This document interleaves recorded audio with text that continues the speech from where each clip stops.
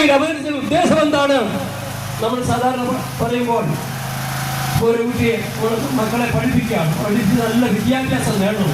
അത് കോമൺ പർപ്പസിൽ പെടുന്നതാണ്, ആ അറിവ് സമ്പാദിക്കുക. എന്നാൽ ഇതിൻ്റെ ഉള്ളിൽ അടങ്ങിയിരിക്കുന്ന സത്യമുണ്ട്. അതാണ് ഇംഗ്ലീഷിൽ പറഞ്ഞാൽ ഹിഡൻ പർപ്പസ്, മറ്റൊന്ന് കോമൺ പർപ്പസ്. കോമൺ പർപ്പസുകളുണ്ട് യേശു ഭൂമിയിൽ അവതരിച്ച്. അതിൽ ടച്ച് ചെയ്താൽ പോകാൻ ഒന്ന് സകല മനുഷ്യൻ രക്ഷ പ്രാപിക്കണമെന്നാണ്. എന്താണ് രക്ഷ? ദേശം ഹിന്ദു പബ്ലിക്കേഷൻ അവിടെ പറഞ്ഞിരിക്കുന്ന ഒരു ഡെഫിനിഷൻ ഞാൻ ഇംഗ്ലീഷിൽ മലയാളത്തിൽ പറയാം. Saving of soul from sin and its consequences of admission to heaven by the merits of death of Jesus Christ എന്നാണ് ആ ഡിക്ഷണറിയിൽ എഴുതി. യഥാർത്ഥം എന്താണ്? സകല മനുഷ്യരെയും അവനെ വിടുവിച്ച് സ്വർഗ്ഗരാജ്യത്തിൽ കൊണ്ടുവന്ന പ്രോസസ്സിനാണ് രക്ഷ എന്ന് പറയുന്നത്. മറ്റൊന്ന് പ്രിസർവേഷൻ ഫ്രം ഡാമിനേഷൻ എന്ന് പറഞ്ഞല്ല, നിത്യനാശത്തിൽ നിന്ന് വിടുവിക്കുന്ന പ്രോസസ്സാണ് രക്ഷ. അപ്പം രക്ഷ എന്ന് പറഞ്ഞാൽ നമ്മൾ കോമണായിട്ട് പറഞ്ഞാൽ ശിക്ഷയിൽ നിന്നുള്ള വിടുതൽ. ഒന്നുകിൽ രക്ഷ അല്ലെങ്കിൽ ശിക്ഷ. ഇനി അതിൽ വേണ്ടി ഞാൻ കുറെ ഉറപ്പിച്ച് പറയുന്നു, നിത്യരക്ഷ, eternal salvation and positive side, negative സൈഡിലാണ് ഇറ്റേണൽ ഡാമിനേഷൻ. ഒന്നുകിൽ നിത്യരക്ഷ അല്ലെങ്കിൽ നിത്യശിക്ഷ. ഈ നിത്യരക്ഷ പ്രാപിക്കുവാൻ നമ്മൾ എന്താ ചെയ്യണം? പണം കൊടുക്കേണ്ട ആവശ്യമില്ല. നമുക്കൊരു പാട്ട് എങ്ങനെയുണ്ട്?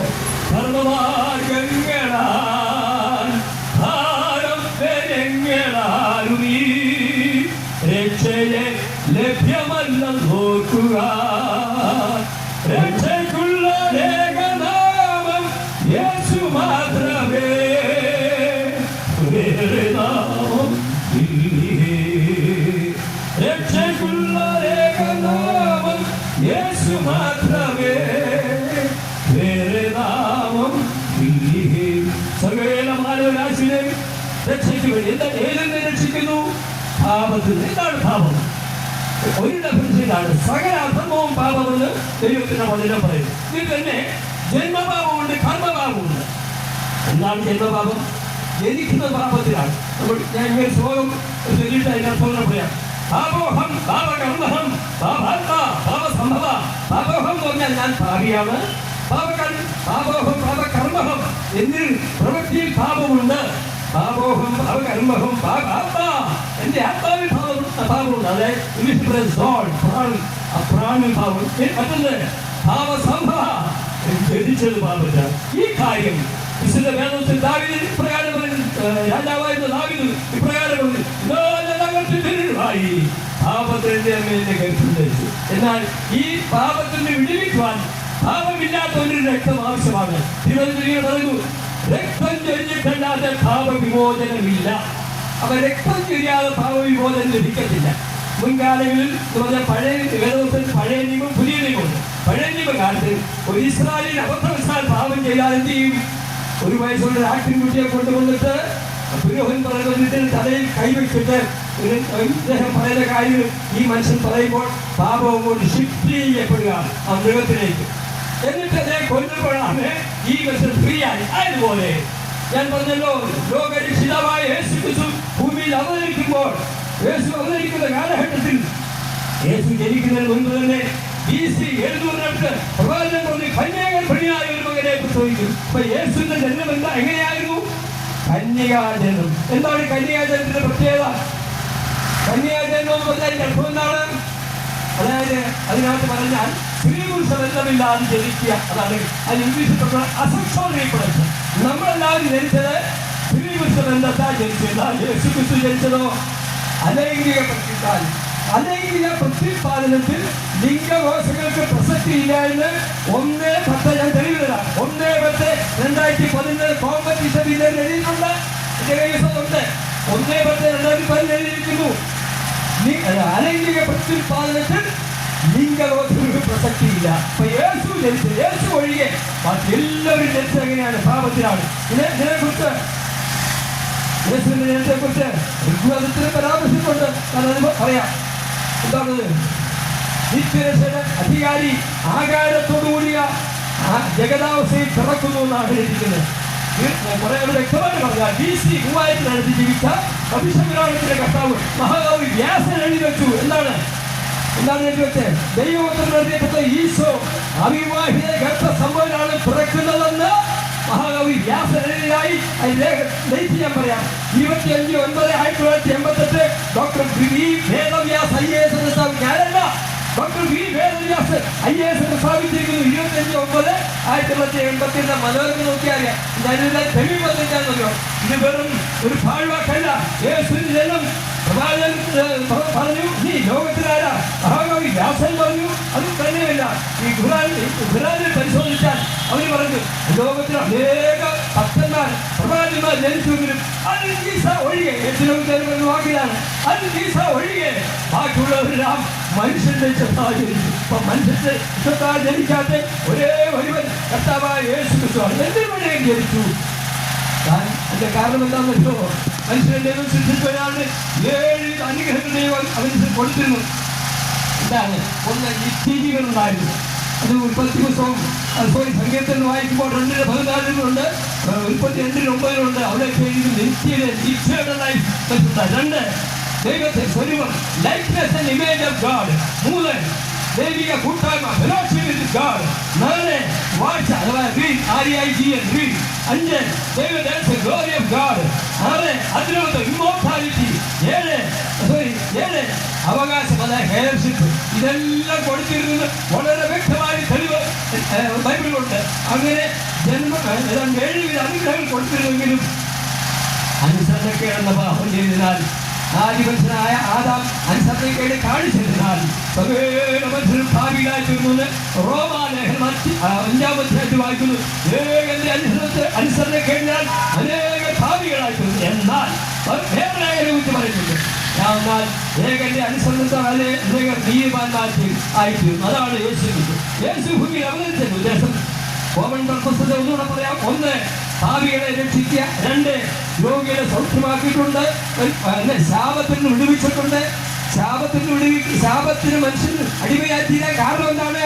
വിലക്കപ്പെട്ട കനി ഏതാ? വൃക്ഷഫലം ഭക്ഷിച്ചതിനാൽ അതിന് എന്തുണ്ടായി? ശാപമുണ്ടായി. ആ ശാപം മാറണമെങ്കിൽ പാപമില്ലാത്തവൻ ആ കുരിശിൽ അഥവാ മരക്കുരിശിൽ തൂങ്ങപ്പെടണമായിരുന്നു. അതുകൊണ്ടാണ് യേശു മരക്കുരിശിൽ. മറ്റൊന്ന്, എന്തിനാ? പിശാചിന്റെ പ്രവൃത്തിയെ അഴിക്കാൻ തന്നെ മനുഷ്യത്വത്തെ ദൈവത്തെ വചനത്തിൽ കാണും. അടുത്തതായി 5-ാമതായിട്ട് പറയുമ്പോൾ യേശുവെ പലയിടത്തും, പ്രത്യേകിച്ച് യോഹന്നാന്റെ സുവിശേഷത്തിൽ പല ഭാഗത്തും എന്റെ ഇഷ്ടമില്ല, എന്റെ പിതാവിന്റെ ഇഷ്ടം ചെയ്യുവാൻ വന്നു. അപ്പൊ യേശു വന്നത് എന്തിനാ? 1, പ്രധാനമായിട്ടുള്ളത് കോമൺ പർപ്പസിൽ ഏറ്റവും പ്രധാനം എന്താണ്? മനുഷ്യരുടെ പാപങ്ങൾ രക്ഷിക്കുക. 2, ഇതിന്റെ ശാപങ്ങളിൽ നിന്ന് രോഗങ്ങളിൽ വിടുവിക്കുക. 3, പല കാര്യങ്ങളുണ്ടെങ്കിൽ ഏറ്റവും പ്രധാനമായിട്ടുള്ള ലക്ഷ്യം പാപത്തിൽ വിടുവിക്കുക. അപ്പം ഒരു ലക്ഷ്യം, ഞാൻ ഉദാഹരണം പറയാൻ, ഒരു കുട്ടി അത് പഠിച്ച് പാസ്സായി അതിന് ജോലിക്ക് വേണ്ടി ശ്രമിക്കുന്നത് എന്ത് ചെയ്യണം? ആദ്യം ടെസ്റ്റ് പാസ്സാകണം. ആ ടെസ്റ്റ് പാസ്സായാൽ അതിന് ഒരു ബേസിക് ക്വാളിഫിക്കേഷൻ വെച്ചിട്ടുണ്ട്. അവിടുത്തെ പണ്ടൊക്കെ SSLC മതിയായിരുന്നു ക്ലാർക്കാകാൻ. ഇപ്പം ചില സ്ഥലങ്ങളിൽ ഡിഗ്രി വേണം.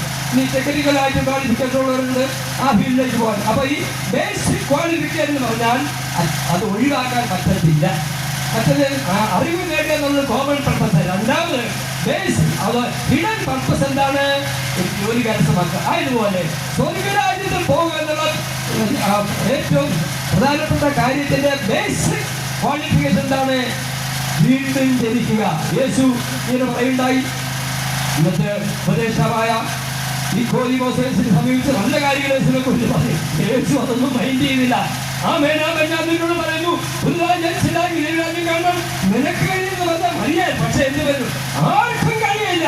അപ്പൊ പുതുതായി ജനിക്കുക. ഇയാൾക്ക് മനസ്സിലായില്ല.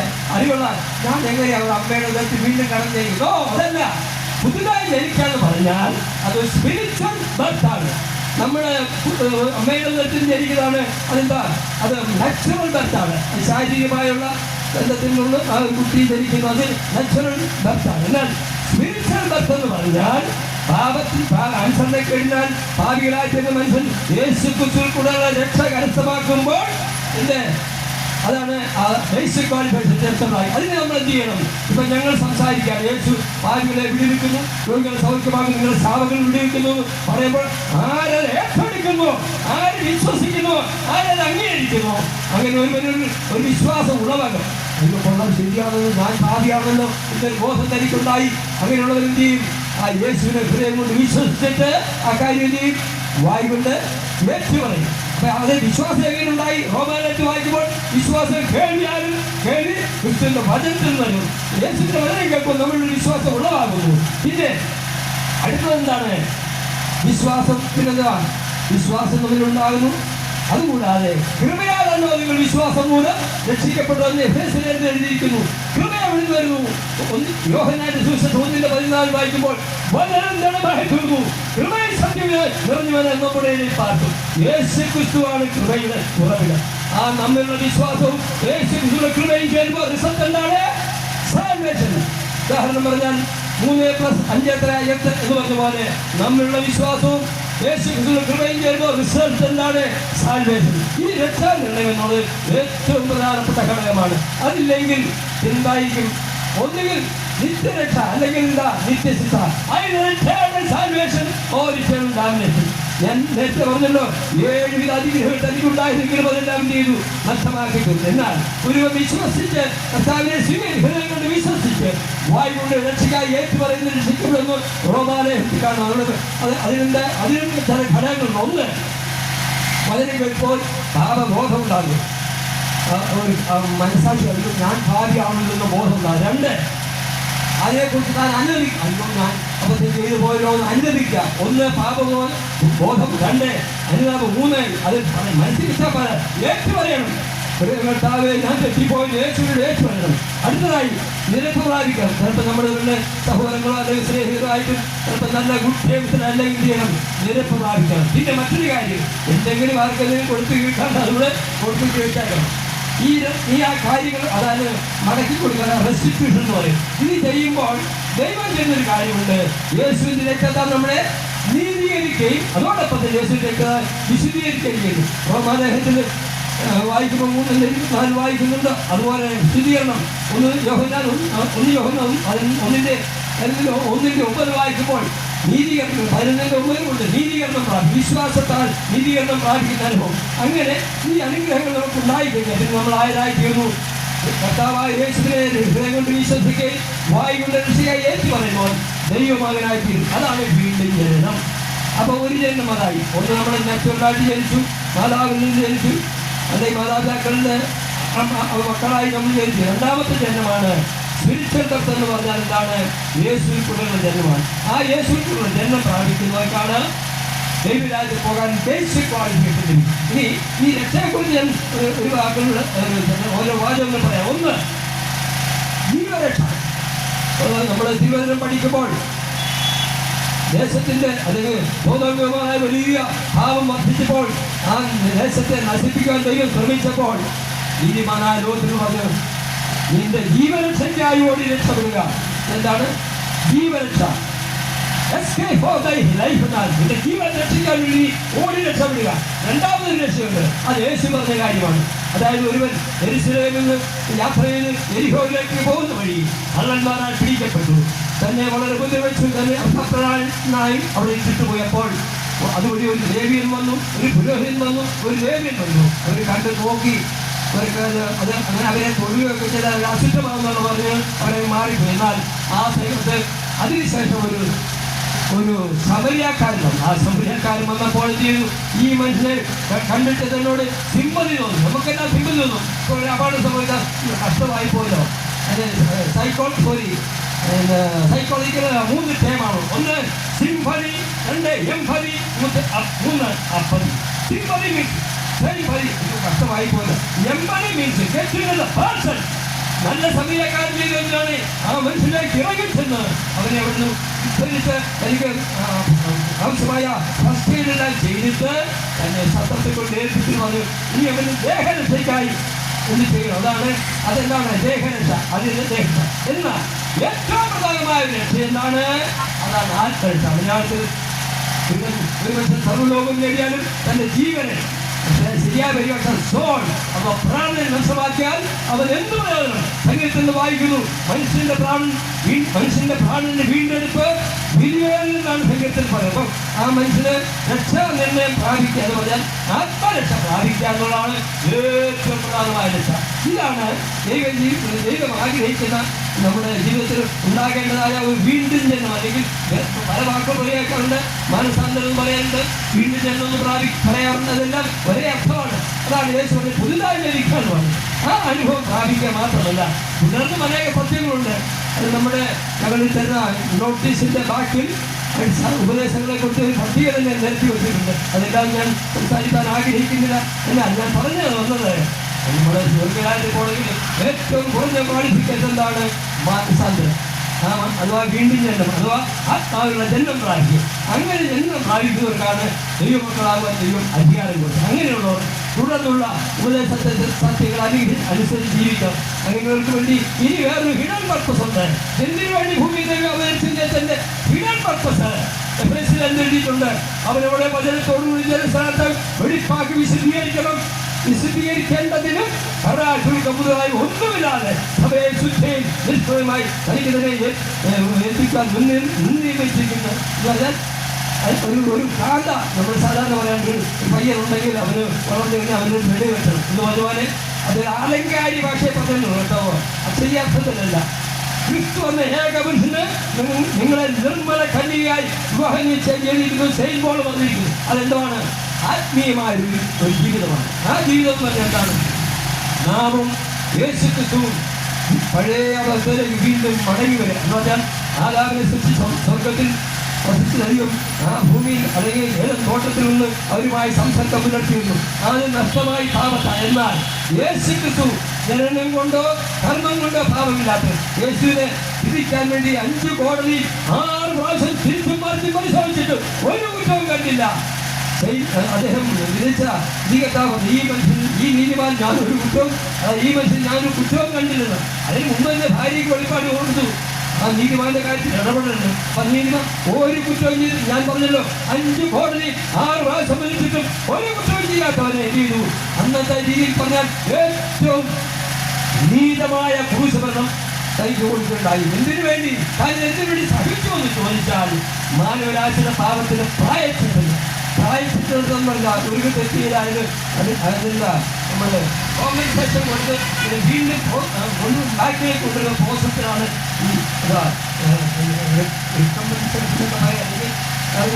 റിഡംഷൻ എന്നൊക്കെ പറയും. വീണ്ടെടുക്കാൻ പാപത്തിന് വിടുവിക്കാൻ വേണ്ടി യേശുവിന്റെ രക്തത്താൽ വിടുവിക്കാൻ വേണ്ടി എന്ത് ചെയ്തു? യേശു അതിന് മുന്നമേ നിർണയിച്ചതിനാൽ യേശു അതിനുവേണ്ടി ഏൽപ്പിച്ചുകൊണ്ട് അതിന്റെ വിശുദ്ധ രക്തം പാപങ്ങളെ ബോധിക്കാൻ വേണ്ടി രക്തം ചൊരിഞ്ഞു. അവസാന തുണി രക്തം വരെയും കാൽവരി ചൊരിഞ്ഞത് എന്തിനു വേണ്ടി? സകല മാനവരാശിയുടെ പാപത്തിന് പരിഹാരം. ഇനി കർത്താവ് രണ്ടാമതും വരാൻ പോകുന്നു. അതാണ് ഏറ്റവും പ്രധാനമായ ഇനി നമ്മൾ അറിഞ്ഞിരിക്കുന്ന മറ്റൊരു കാര്യം. അത് ഞാൻ ടച്ച് ചെയ്തിട്ട് പോകാൻ ആഗ്രഹിക്കുകയാണ്. ഇനി യേശുവിന്റെ ഭൂമിയിലേക്കുള്ള 1ാമത്തെ വരവ് പ്രവാചകൻ കൂടെ പ്രവചിച്ച കാര്യം സംഭവിച്ചു. ഇനി കർത്താവ് വരാൻ പോകുന്നു. ഇനി യേശു പറഞ്ഞു, ഇനി ഞാൻ പോകുന്നത് പ്രയോജനം പോകാൻ ഞാൻ കാര്യസ്ഥ നിങ്ങളുടെ അടുക്ക വരികയില്ല. പിന്നെ നിങ്ങളെ ഒന്ന് എൻ്റെ അടുക്ക ചേർത്തുകൊള്ളുന്ന ഒരു പ്രോമിസ് ഉണ്ടെന്നാണ് യേശു ക്രിസ്തു സ്വർഗത്തിൽ മരിച്ച് ഉയർത്തെഴുന്നേറ്റ് സ്വർഗാരോഹണം ചെയ്ത്. എന്തിനാണ് ഇനി വരുന്നത്? നമ്മുടെ തനിക്ക് വേണ്ടി ആകാംക്ഷയോടെ ഞാൻ നേരത്തെ വളരെ മാനസാന്തരപ്പെട്ട തുടർന്നുള്ള യേശു തന്റെ സൃഷ്ടിയിൽ ഒരുവനായ യോഹന്നാന്റെ കൈക്ക് യോർദാൻ നദി സ്നാനമേറ്റു. ഈയിടെ ഞാൻ കാണുകയുണ്ടായി. യോർദാൻ നദി ഇപ്പോഴും അനേകർ സ്നാനം കൊടുക്കുന്നു. യേശു സ്നാനമേറ്റ അതേ കടവിൽ ഇന്നും അനേകർ സ്നാനപ്പെട്ടുകൊണ്ടിരിക്കുന്നു. യേശു മുഴുവൻ സ്നാനമേറ്റു. ഈ ബപ്റ്റിസം എന്ന വാക്കുണ്ടായത് എന്താണ്? ബപ്റ്റിസം എന്ന് പറയാൻ ഇമ്മേഴ്സ് ആൻഡ് ടേക്ക് ഔട്ട് എന്നാണ്. മുക്കിയിട്ട് പൊക്കിയെടുക്കുക. യേശു എന്ത് ചെയ്തു? തന്റെ ശിഷ്യയിൽ ഒരുവനായ യോഹന്നാന്റെ കൈക്കീഴിൽ യേശു സ്നാനമേറ്റു. യോഹന്നാൻ കുറിച്ച് വായിക്കുന്നു. അപ്പോഴാണ് സ്വർഗ്ഗം തുറന്നത്. ഒരു വാചകം കേട്ടു. ഇതാ This is my beloved son in whom I am well pleased എന്നാണ് ഇംഗ്ലീഷിൽ. മലയാളത്തിൽ ഇവന്റെ പ്രിയത്തിൽ ഞാൻ അവരിൽ പ്രസാദിച്ചിരിക്കുന്നു. പോരാ, well pleased ഏറ്റവും വലിയ പ്രസാദിച്ചിരിക്കുന്നു. യേശു സ്ഥാനമെത്തിക്കൊണ്ട് സ്വർഗ്ഗം സന്തോഷിക്കുകയാണ്. നമ്മൾ അതനുസരിക്കാൻ വേണ്ടി ഒരു വൈൽഡ് ലൈൻ കാണിച്ചിരിക്കുക. അതുകൊണ്ട് ഞാൻ നേരത്തെ പറഞ്ഞത് വീണ്ടും തന്നെ ഭാവിക്കുക. അടുത്ത വഴിയായ ഒരു ജനനമുണ്ട്. അതാണ് വെള്ളത്താൽ ജനിക്കുക. അതെങ്ങനെയാണ് സാധിക്കുന്നത്? ഞാൻ പറഞ്ഞല്ലോ. അപ്പോൾ വിശുദ്ധന്മാരുടെ ഉപദേശപ്രകാരം അതിനുവേണ്ടി നമ്മൾ സമർപ്പിക്കുന്നത് സ്നാനപ്പെടുമ്പോൾ നമുക്ക് ക്രിസ്തുവിനോട് ചേർന്ന് അനുഭവമെന്നാണ് റോമാലേഖനമായി. ക്രിസ്തുവിനോട് ചേർന്ന് സ്നാനമേറ്റിരിക്കുന്നുണ്ട്, ക്രിസ്തുവിനെ ധരിച്ചിരിക്കുന്നു എന്ന് പറഞ്ഞിരിക്കും. അതെ ഉണ്ട്. ഈ 3ാമത് ജനനമുണ്ട്. അതായതാണ് യേശു പറഞ്ഞല്ലോ, ആമേൻ ആമേൻ ഞാൻ നിന്നോട് പറയുന്നു, ദൈവരാജ്യം കാണുവാൻ ആർക്കും കഴിയില്ല, തീർന്നില്ല. വെള്ളത്താൽ ആത്മാവിനാൽ ജനിക്കുക. അതാണ് വെള്ളത്താൽ ജനിക്കാണ് ജനസ്ഥാനം. മറ്റൊന്ന് ആത്മാവിനാൽ ജനിക്കുക. അതെങ്ങനെയാണ്? കാത്തിരുന്ന് യേശു പറഞ്ഞല്ലോ, എന്നോട് കേട്ട പിതാവിന്റെ വാക്യത്തിന് വേണ്ടി കാത്തിരിക്കണം പറഞ്ഞപ്പോൾ യേശുവിന്റെ ജന്മം കൊടുത്തായ മറിയ, വിശുദ്ധ മറിയ നടത്തുന്നത് അവരുൾപ്പെടെ 120 പേർ കൂടിയിരുന്ന് പെന്തക്കോസ്ത് നാളിൽ അന്ന് പരിശുദ്ധാത്മാവ് ഭൂമിയിലേക്ക് പകർന്ന് അനേക അഭിഷേകം പ്രാപിച്ചു. ഇവരെല്ലാവരും അഭിഷേകം പ്രാപിച്ചു. അതാണ് പരിശുദ്ധാത്മാവ്. ഈ അനുഭവങ്ങളിലാണ് ഇതെല്ലാം ദൈവരാജ്യത്തിൽ പ്രവേശിക്കാനുള്ള ഭാഗം. ഒന്ന്, എനിക്ക് ഇവിടെ നിന്നാണ് കളി കാണാം. അത് എന്ന് പറഞ്ഞാൽ ദൈവരാജ്യത്തിൻ്റെ ഭാഗം കാണാം എന്ന് പറഞ്ഞാൽ മുറ്റത്ത് പ്രവേശിക്കുന്നത് നമുക്കൊരു വലിയ ആരാധനാലയം നമ്മുടെ മുറ്റത്ത് എന്ന് പോകാൻ. രണ്ട്, വെള്ളത്താൽ ജനിക്കുക, ആത്മാവിൽ ജനിക്കുക എന്ന് പറഞ്ഞാൽ മാനസാന്തരപ്പെട്ട് മാത്രമല്ല ജലസ്നാനം വെച്ച് അഭിഷേകം പ്രാപിച്ചവർ ഉള്ളിലേക്ക് പ്രവേശിക്കുന്ന പോലെ അവര് അകത്ത് കയറുന്ന പോലെ ദൈവരാജ്യത്തിനുള്ളിൽ പ്രവേശിക്കാൻ ബേസിക്കായിട്ട് ഈ 3 ജന്മം ഉണ്ടായിരിക്കണം. അതുകൂടാതെ അപ്പോസ്തലന്മാരുടെ ഉപദേശം കേട്ട് കൂട്ടായ്മ ആചരിച്ച് അപ്പം നോക്കി പ്രാർത്ഥന കഴിച്ചു പോകുന്നുവെന്ന് 1-ാം നൂറ്റാണ്ടിൽ വിശുദ്ധന്മാരെ കാണിച്ച പോലെ ആ മാതൃക വരാൻ തുടർന്നും ജീവിച്ചാൽ ദൈവരാജ്യത്തിൽ പ്രവേശിക്കാൻ സാധിക്കും. ഇനി യേശു പറഞ്ഞു, ഞാൻ വീണ്ടും വരുമെന്ന് പറഞ്ഞാണ് യേശു പോയത്. അതേ കാര്യം വിശുദ്ധ അപ്പോസ്തലന്മാരും പറഞ്ഞു, യേശു ക്രിസ്തു മടങ്ങി വരും. ഇനി വേറൊരു കാര്യം ഞാൻ പറയാം. യേശു ഉയർത്തുന്നതിന് പോയപ്പോൾ ശിഷ്യന്മാരുണ്ടെന്ന് ദൂരം കൊണ്ട് ശിഷ്യന്മാരെന്ന് പറഞ്ഞു, നിങ്ങൾ യേശു പോകുന്ന യേശുവിന് എപ്രകാരം പോയോ അപ്രകാരം മടങ്ങി വരുമെന്ന് പറഞ്ഞു. നിങ്ങളെ വിട്ട് സ്വർഗ്ഗ ആരോഹണം ചെയ്ത യേശു അതേപോലെ വീണ്ടും മടങ്ങി വരുന്നു. അതാണ് ഇങ്ങനെയാണ് കാപ്പുന്നത് ഏറ്റവും വലിയ സംഭവം. ലോകത്തെ ഏറ്റവും പ്രധാനപ്പെട്ട സംഭവങ്ങൾ ഒന്നാണ് ഞാൻ പറഞ്ഞല്ലോ, യേശുവിന്റെ ജന്മമാണ്. മനുഷ്യരുടെ യേശു അവതരിച്ചു ഭൂമിയിലേക്ക്. എന്നാണ് ഭൂമിയിലേക്കുള്ള ദൈവത്തിന്റെ അവതാരമായിരുന്നു. ഇനി ഭൂമിയിലേക്ക് വരുന്നതിന് വേണ്ടിയാ ഭാഗ്യം രക്ഷിക്കാനോ, രോഗം സൗഖ്യം കഴിക്കാനോ, മനുഷ്യരെ ഉയർപ്പിക്കാനോ, ഭൂതങ്ങളുടെ സൗഖ്യമാക്കാനോ, മുന്നേ കാഴ്ച കൊടുക്കാനോ അല്ല, മറിച്ച് വചനപ്രകാരം വിശുദ്ധിയോട് ജീവിക്കുന്ന ഒരു വിഭാഗത്തെ അതോടൊപ്പം ചേർത്ത് സ്വർഗ്ഗരാജ്യത്തിൽ വായിക്കുമ്പോൾ എന്റെ പിതാവിന്റെ ഭവനത്തിൽ അനേക വാസസ്ഥലങ്ങളുണ്ട്, ഞാൻ നിങ്ങൾക്കായി ഒരു സ്ഥലം ഒരുക്കാൻ പോകും എന്ന് പറഞ്ഞതിന്റെ അർത്ഥമാണ് ബേസിക്കായിട്ട് പറയുമ്പോൾ പ്രധാനമായിട്ട് ഞാൻ നേരത്തെ പറഞ്ഞതുപോലെ മാനസാന്തരത്തിന്റെ അനുഭവം മാത്രം ഉണ്ടാക്കിയൊരു മരിച്ചാൽ അവർ നശിക്കല്ല. വെളിപ്പാട് 21 വായിക്കുന്ന പോലെ പുതിയ ഭൂമിയിലേക്ക് അവകാശം ലഭിക്കും. രണ്ട്, പഴയ നിയമ ഭക്തന്മാരായ യോഹന്നാൻ സ്നാപകൻ വരെയുള്ളവർ അവർക്ക് ദൈവരാജ്യത്തിൽ പുതിയ സ്വർഗ്ഗത്തിൽ പ്രവേശിക്കാൻ സാധിക്കും. എന്നാൽ പുതിയ നിയമകാലത്തെ യേശു ക്രിസ്തു രക്ഷാനിർണയം പ്രാപിച്ച് തുടർന്നുള്ള സകല ഉപദേശങ്ങൾ അനുസരിച്ച് ജീവിക്കുന്നവർക്ക് കർത്താവ് പ്രത്യക്ഷപ്പെടുമ്പോൾ തന്നോടൊപ്പം സ്വർഗ്ഗരാജ്യത്തിൽ പുതിയ യെരൂശലേമിലേക്ക് പ്രവേശിക്കാൻ സാധിക്കും. എന്നാൽ മറ്റുള്ളവരുടെ വാസസ്ഥലം ഇപ്പോഴൊന്നുമല്ല.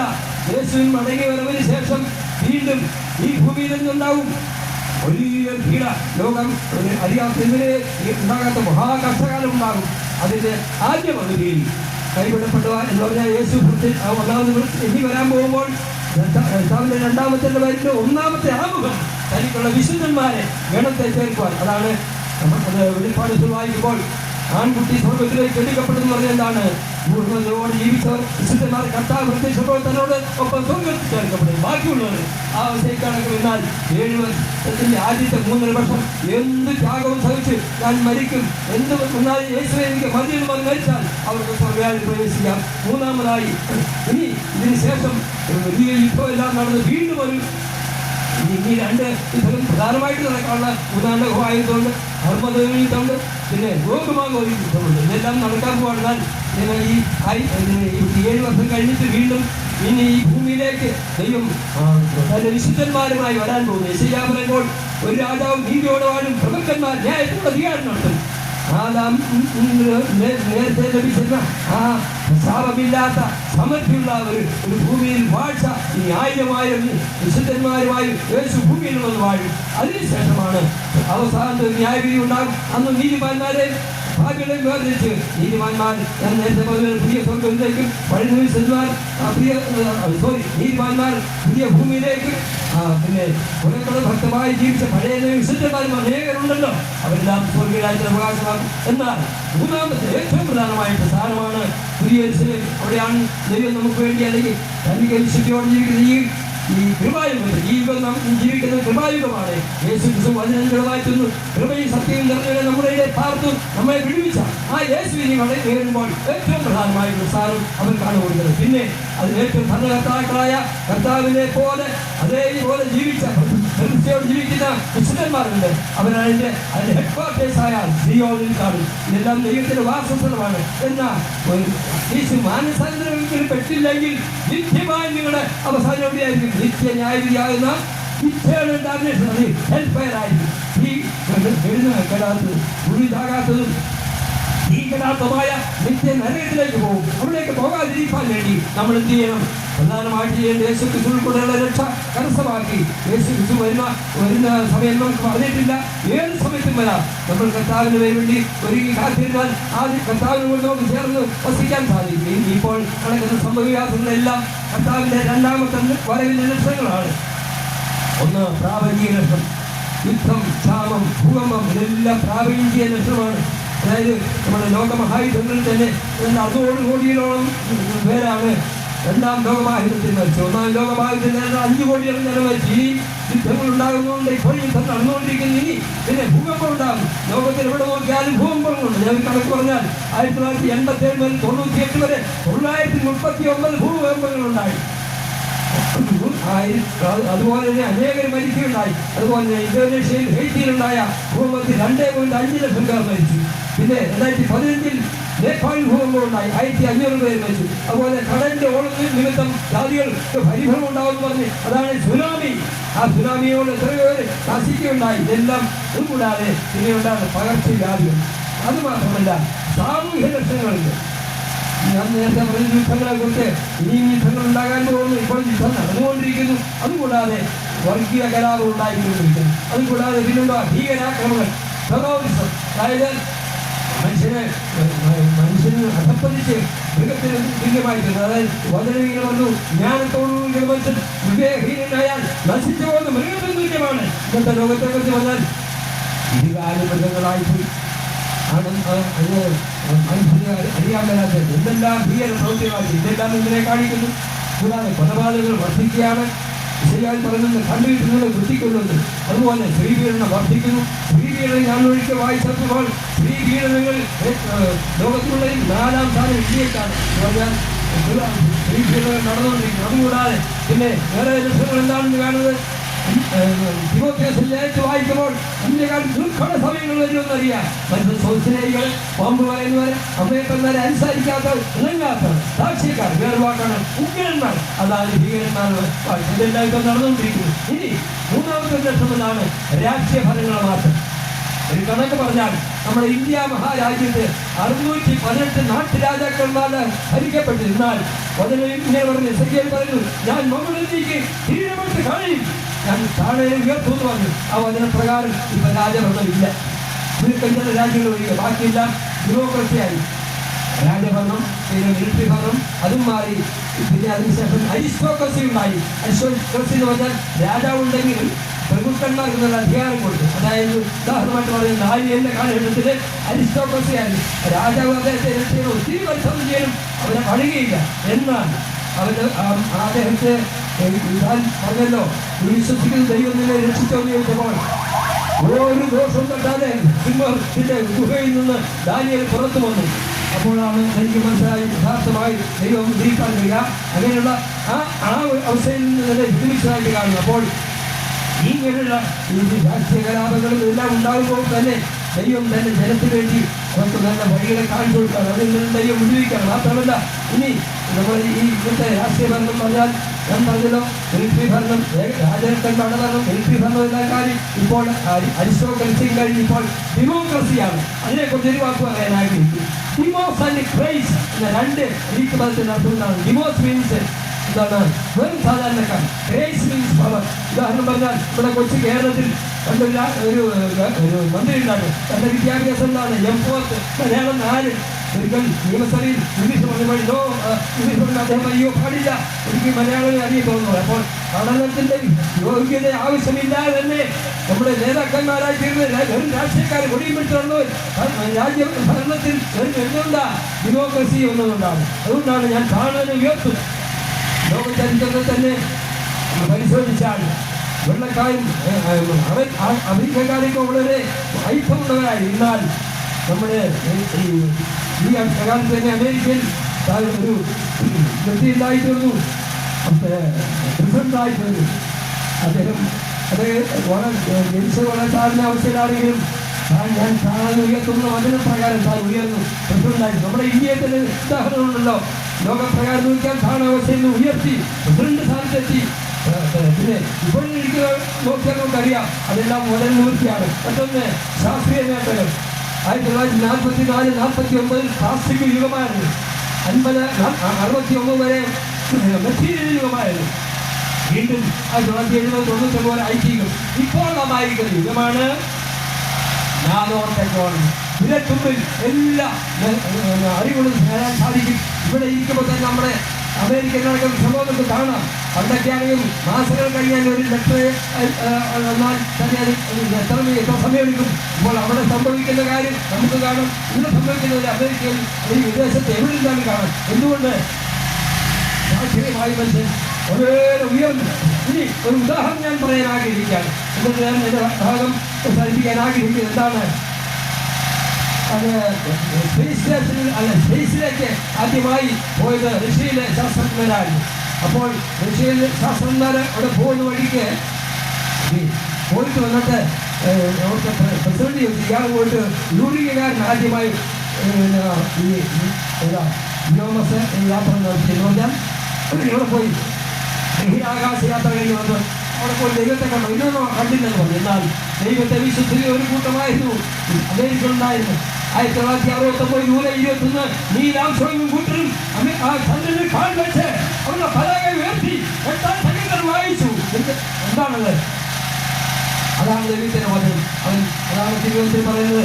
കഴിവിനെ പോലെ എന്നാലും നക്ഷത്രങ്ങളുടെ കുടുംബത്താൽ അവിടെ നിറക്കുന്നു. കഴിവിനെ പുതിയതെന്ന് പറഞ്ഞാൽ നീൽ ആംസ്ട്രോങ് സഞ്ചരിച്ചത് അവരെ കൊണ്ട് മാതൃവാഹനത്തിന്റെ പേരാണ് ഈഗിൾ. മലയാളത്തിലാണ് കാട്ടുകൾ. അപ്പോൾ അതിന്റെ അപ്പുറത്താണ് അതെല്ലാം നിറവേറിക്കൊണ്ടിരിക്കുകയാണ്. അതുകൂടാതെ ഇപ്പോൾ സ്റ്റേഷൻ നല്ല ഞാൻ പറഞ്ഞല്ലോ സ്വർഗമുണ്ടെന്ന് പറഞ്ഞിട്ട് എന്നെ വിശ്വസിക്കില്ല. മാത്രമല്ല ഇപ്പൊ ശാസ്ത്രം തെളിയിച്ചു കഴിഞ്ഞു. നമ്മുടെ നാസ എത്രയോ കാര്യങ്ങളാണ് കണ്ടുപിടിച്ച് ഞാനൊരു ലേഖനത്തിൽ അതിനെക്കുറിച്ച് ഫാക്ടറി എഴുതിയിട്ടുണ്ട്.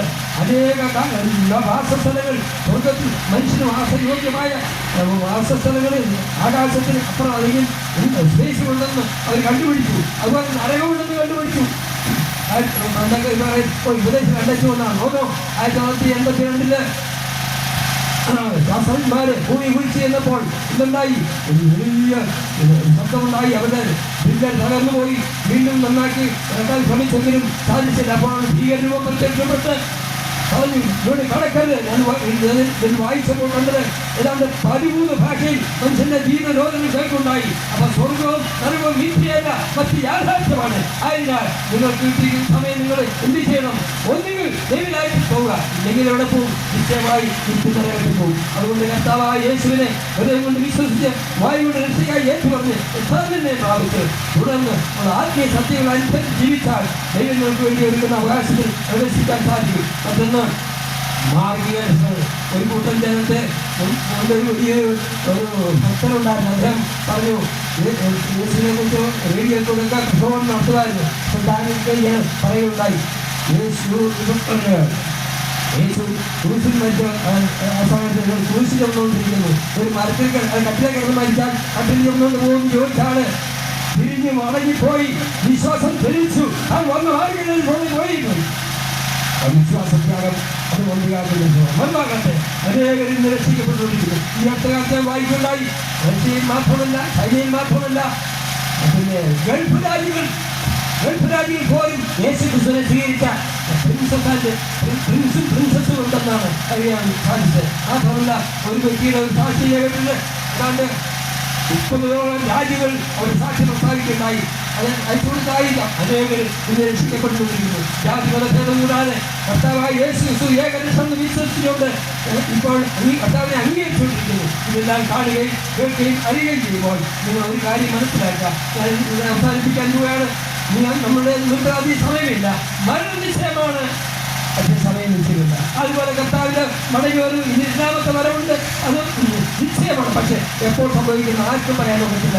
പിതാവ് സമയം അർപ്പിക്കുന്ന സമയത്ത് വീണ്ടും യേശു മടങ്ങി വരുമ്പോൾ നമ്മൾ ആ വിശുദ്ധ ഗണത്തിൽപ്പെട്ട് ദൈവരാജ്യത്തിൽ പോകാൻ ഞങ്ങൾ നിങ്ങളുടെ വളരെ വളരെ താഴ്മയോടെ നിങ്ങളോട് അപേക്ഷിക്കാം. അതിനാൽ വളരെ കേട്ട് അല്പം ജീവിച്ച് കർത്താവിരിക്കുന്ന അവകാശം വായിക്കാൻ ഏവരെ നിങ്ങൾ സ്വാഗതം ചെയ്യുന്നുണ്ട്. ഞാൻ എൻ്റെ വാക്കുകൾ പ്രസംഗിക്കുന്നു. ദൈവം നിങ്ങൾ ഏവരെയും അംഗീകരിക്കുമാറാകട്ടെ.